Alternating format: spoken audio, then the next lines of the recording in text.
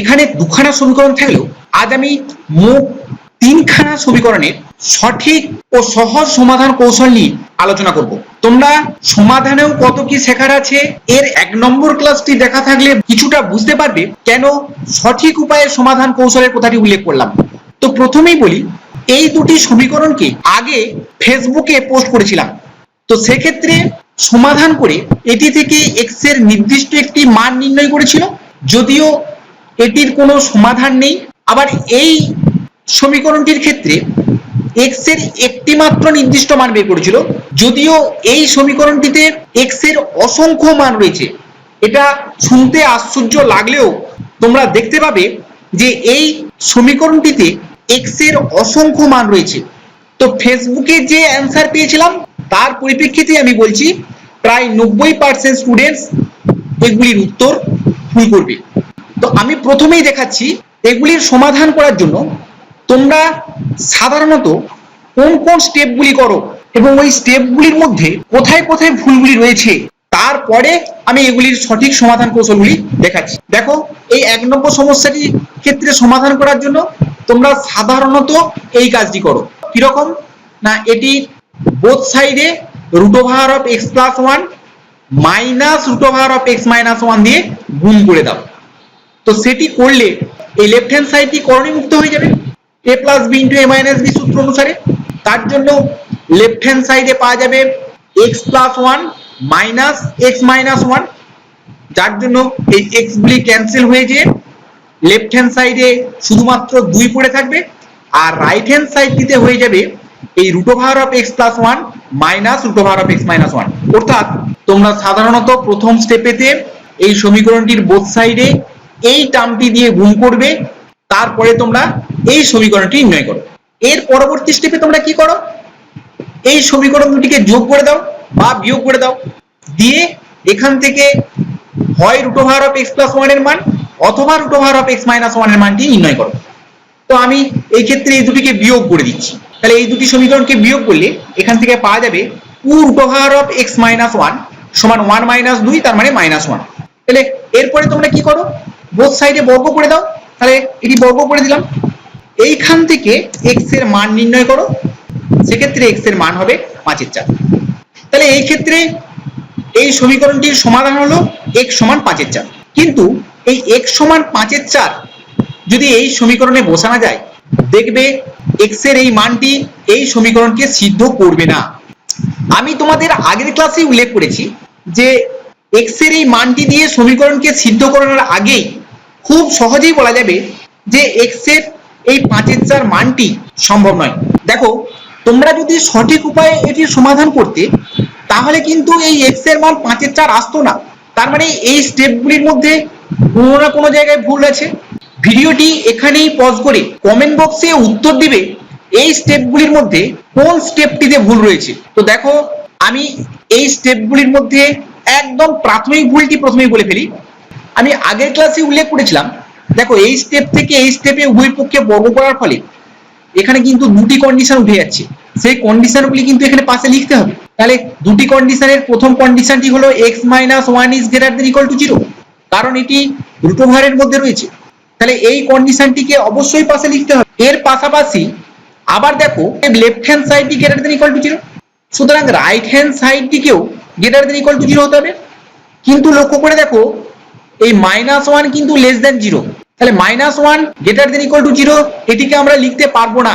এখানেই কিন্তু স্টেপটি আটকে যাওয়ার কথা। অর্থাৎ এই √(x−1 এর মান যেটি -1/2 আসছে, এটি সম্ভব নয়। অর্থাৎ এইখান থেকেই বলা যাবে যে এই সমীকরণটির কোনো সমাধান নেই, কারণ একটি নন নেগেটিভ নাম্বারের মান নেগেটিভ হতে পারে না।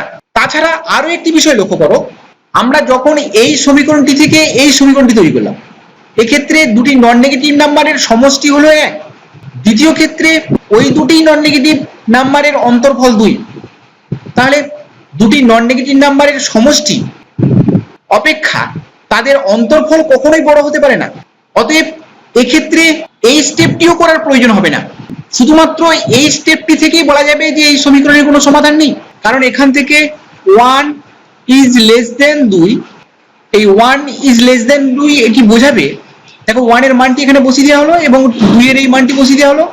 সেক্ষেত্রে এই দুটি ক্যান্সেল হয়ে যে এখান থেকে এটিকে পক্ষান্তর করে পাওয়া যাচ্ছে 2 root over of x minus 1 is less than 0। তাহলে 2 root over of x minus 1 less than 0 এটি সম্ভব নয়, কারণ 2 into root over of x minus 1 সর্বদাই নন নেগেটিভ নাম্বার। তাহলে এইভাবে আমরা এই লাইনটি থেকেই বলতে পারি এই সমীকরণটির কোনো সমাধান নেই। তাছাড়া আরো একটি বিষয় লক্ষ্য করো, এই সমীকরণটির ক্ষেত্রে অবশ্যই x plus 1 is greater than equal to 0, তার মানে x is greater than equal to minus 1, এবং এটির জন্য এবং এই root over of x minus 1 এর জন্য x is greater than equal to 1। তাহলে এই দুটির সাধারণ কন্ডিশনটি হলো x is greater than equal to 1। তাহলে x যদি 1 বা 1 এর থেকে বড় হয় সেই ক্ষেত্রে আমরা যদি এইখানে x এর এক মানটিও পুট করি সেক্ষেত্রে এটির লেফট হ্যান্ড সাইডে শুধুমাত্র এই টার্মটির মানই হয়ে যাবে √2, যেটি 1 অপেক্ষা বড়, আবার প্লাস নন নেগেটিভ নাম্বার আছে। তাহলে তার ভ্যালু কি করে 1 হয়? তাহলে আমরা এই দুটি কন্ডিশন থেকেও খুব সহজে বলতে পারবো এই সমীকরণটির কোনো সমাধান নেই। পরবর্তী ক্ষেত্রে এই সমস্যাটিকে সমাধান করতে গেলে তোমরা সাধারণত যে স্টেপগুলি করবে সেটা দেখো। প্রথমেই এই x plus 3 টিকে x minus 1 এর মাধ্যমে লিখবে। সেক্ষেত্রে এই x plus 3 কে লেখা হচ্ছে x minus 1 plus 4 হিসাবে, এবং পরবর্তী ক্ষেত্রে এই x plus 8 টিকে x minus 1 এর মাধ্যমে এইভাবে লিখবে, অর্থাৎ x minus 1 plus 9। এখন এই টার্মটিকে খুব সহজেই পূর্ণবর্গ করে সাজানো যাবে, কারণ root over of x minus 1 তার whole square minus 2 into root over of x minus 1 into 2 plus 2 square. তাই এইভাবে এই দুটিকে পূর্ণবর্গ করে সাজালে এখান থেকে রুটগুলিকে তুলে দিয়ে তোমরা এই স্টেপটি করবে, অর্থাৎ root over of x minus 1 minus 2 plus root over of x minus 1 minus 3। এর পরবর্তী স্টেপে কি করবে, এখান থেকে ক্যালকুলেশন করে root over of x minus 1 এর মানটি বের করবে এবং তার মানটি হবে 3। সেক্ষেত্রে উভয় পক্ষে বর্গ করে x এর এই 10 মানটি নির্ণয় করবে। দেখো x সমান 10 এই সমীকরণের একটি সমাধান, কিন্তু x সমান 10 এই সমীকরণের একমাত্র সমাধান নয়। আমি আগেই উল্লেখ করেছি এই সমীকরণের অসংখ্য সমাধান রয়েছে। তাহলে সেই সমাধানগুলি আমরা পেলাম না, এর কারণটি হলো আমরা এই স্টেপগুলির মধ্যে কোন স্টেপে ভুল করে ফেলেছি। দেখো এখানে এই স্টেপটি থেকে এই স্টেপটি লেখার ক্ষেত্রে আমরা এই ভুলটি করেছি, কারণ তোমরা জানো যে root over of x square এর মান মডুলাস অফ x হয়, কিন্তু আমরা এখানে মডুলাস অফ x এর পরিবর্তে শুধুমাত্র x লিখেছি। একই রকম ভাবে দ্বিতীয় ক্ষেত্রেও এখানে মডুলাস সাইনটি দিতে হবে। তাহলে এই স্টেপে দিয়ে আমরা মূল ভুলটি করেছি। তাহলে এটির সঠিক সমাধান কৌশলটি একটু পরে দেখাচ্ছি, তার আগে আরো একটি সমীকরণের সমাধান দেখো। প্রথমে বলি এই সমীকরণটির জন্য x এর কোনো মান নেই, অর্থাৎ এই সমীকরণের কোনো সমাধান নেই, কিন্তু তবুও তোমরা এটির সমাধান নির্ণয় করার জন্য আগের সমস্যাটির মতো করেই সমাধান করবে। অর্থাৎ এখানে x plus 11 টিকে x plus 2 এর মাধ্যমে লিখে এখানে x plus 2 plus 9 আর এখানে এই x plus 27 টিকে x plus 2 plus 25 এর মাধ্যমে এইভাবে লিখে এটিকে এই দুটিকে পূর্ণবর্গ আকারে সাজাবে। সেক্ষেত্রে এটিকে করবে root over of x plus 2 minus 3 plus root over of x plus 2 minus 5 সমান 1। এর পরবর্তী ক্ষেত্রে এইগুলিকে সিম্পলিফাই করার পরে এখান থেকে পাওয়া যাবে 2 root over of x plus 2 সমান 9, এখান থেকে root over of x plus 2 সমান 9 এর 2, এবং এটি সমাধান করে x এর মান পাবে 81 বিয়োগ 2।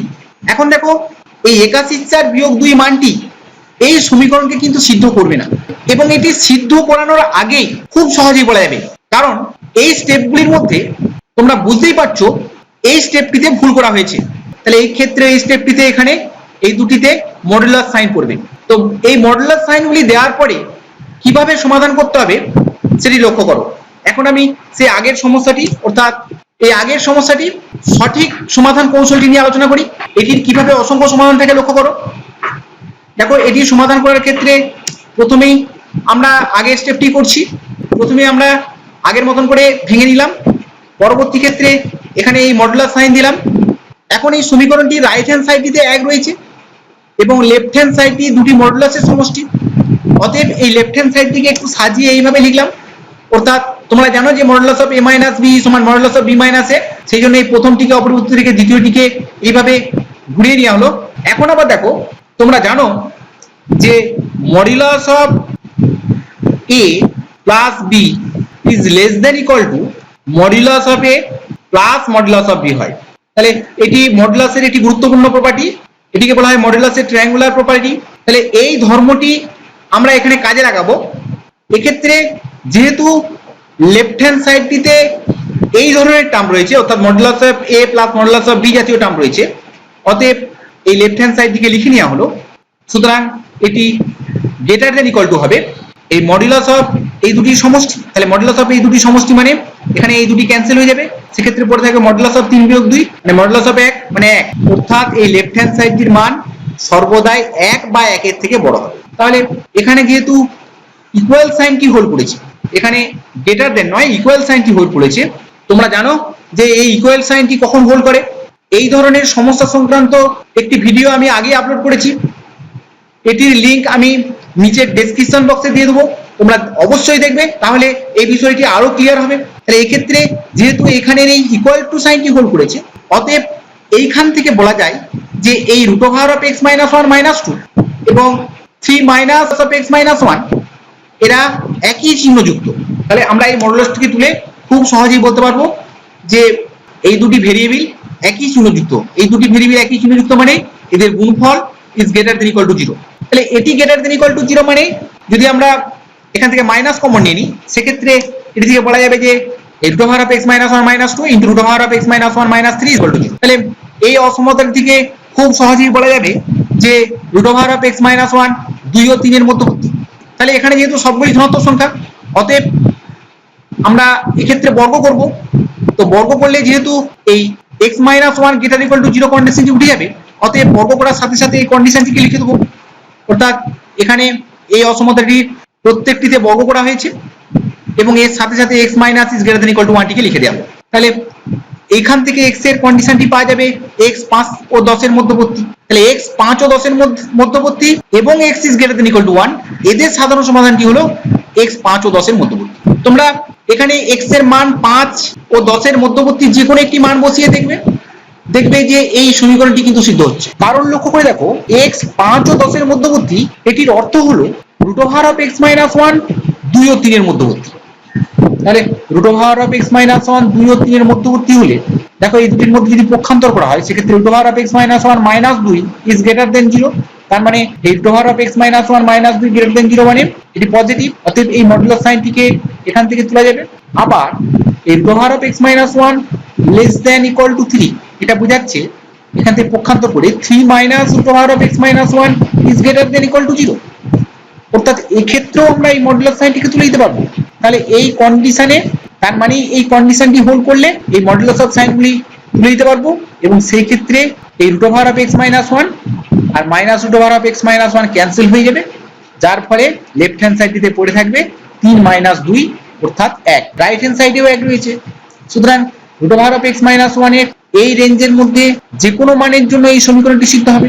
তার মানে 5 ও 10 এর মধ্যবর্তী x এর যে কোনো মান এই সমীকরণটিকে সিদ্ধ করবে। পরবর্তী এই সমস্যার সঠিক সমাধান কৌশলটি লক্ষ্য করো। কেন এই সমীকরণটির কোনো সমাধান থাকবে না এবং কিভাবে তা আগে ভাগেই বলা যাবে লক্ষ্য করে দেখো। তাহলে এটির সমাধান করার ক্ষেত্রে আমরা এই x প্লাস 11 কে x প্লাস 2 এর মাধ্যমে লিখবো, এবং এইভাবে x প্লাস 2 প্লাস 9 এর মাধ্যমে x প্লাস 11 কে লেখা হলো। একই রকম ভাবে x প্লাস 27 টিকে x প্লাস 2 প্লাস 25 এর মাধ্যমে লেখা হলো। তাহলে এগুলিকে পূর্ণবর্গ আকারে সাজানোর ফলে এগুলিকে মডুলাস আকারে লিখতে হবে।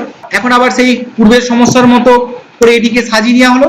এখানে এই modulus of a minus b টিকে modulus of b minus a আকারে লেখা হলো। এখন দেখো আমরা জানি যে লেফট হ্যান্ড সাইডের এই টার্মটির ক্ষেত্রে এখানে আগের মতো করেই modulus of x plus modulus of y is greater than equal two modulus of x plus y, এই কন্ডিশনটি কাজে লাগালে এটি মাইনাস হবে।